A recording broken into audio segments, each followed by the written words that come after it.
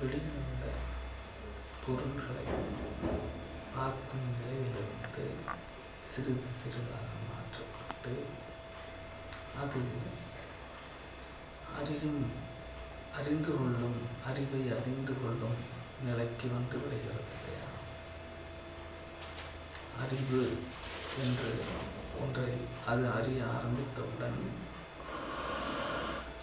அறியும் சக்தி வரும் முன்னரே அறிந்ததை பற்றிய கருத்து என்று ஒன்று தோன்றுகிறது. அறிவை பற்றிய ஒரு கணிப்பு, சில விஷயங்களை பற்றிய கணிப்புகளுக்குள் ஜீவன்கள் அகப்பட்டு விடுகிறார்கள். இப்படி அந்த கருத்து என்று ஒன்று வந்தவுடன் அங்கு அகந்தை என்று ஒன்று வந்துவிடுகிறது.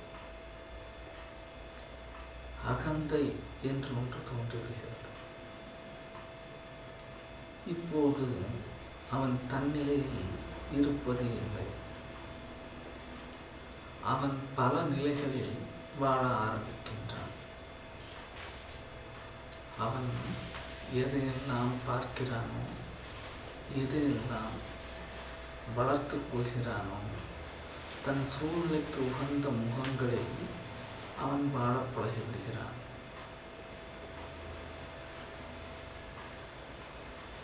இவனுக்குள் உள்ள யதார்த்த உண்மைகள், யதார்த்த தன்மைகள் அனைத்தும் அடக்கப்பட்டு விடுகின்றது. அடக்கி அது மூடப்பட்டது. இவன் அதனை ஒதுக்கி விடுகின்றான். தனக்கு சாதகமானதை, சமுதாயத்திற்கு சாதகமானதை, தன் சூழ்நிலைக்கு சாதகமானதை தன்னுடைய நெற்றியிலே தானாய் அதில் இருந்து கொண்டு, தன் அறிவாய் அவன் தன்னை அதில் எரித்து கொண்டு, தனக்கு சாதகம் இல்லாததை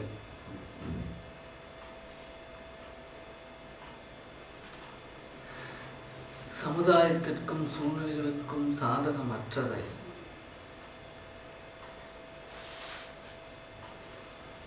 தன் உணர்வின் நிலைக்கு அற்றதாய், தன்னுணர்வு அற்ற ஒரு நிலையாய் அதை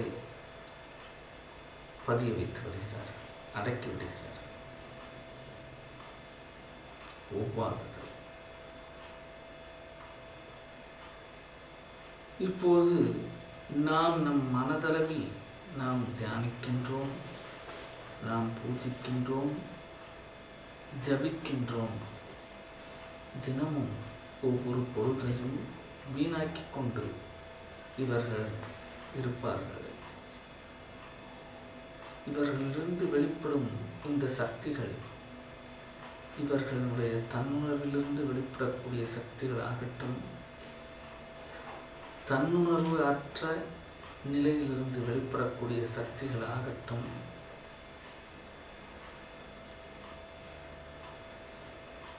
இவைகளின் நிலைகளெல்லாம் எங்கே பாய்ந்து கொண்டிருக்கின்றது என்பது இந்த ஜீவர்களுக்கு தெரியாத ஒரு விஷயமாய் இருக்கும்.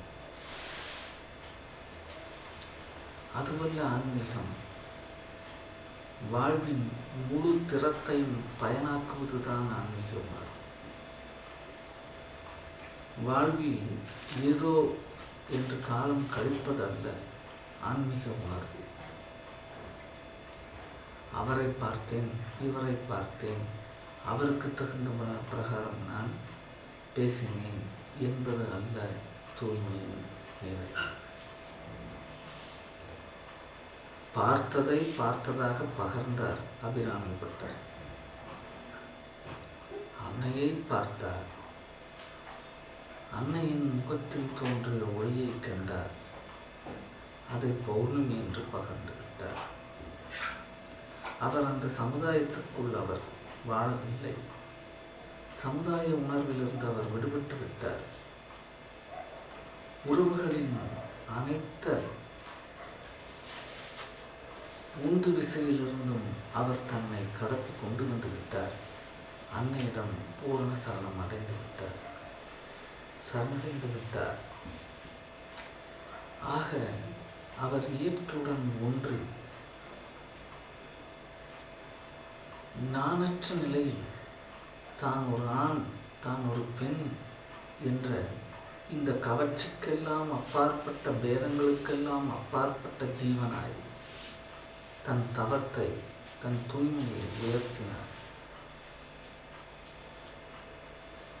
அங்கு பக்தனும் அன்னையும் மட்டுமே இருந்தார். அவருடைய சிந்தனை முழுவதும் அன்னை முழுமையாக ஆட்கொண்டு முழு நிலவாய் நிறைவாய் நின்றிருந்தார். அவருக்கு அச்சம் இல்லை, அவருக்கு மரண பயம் இல்லை,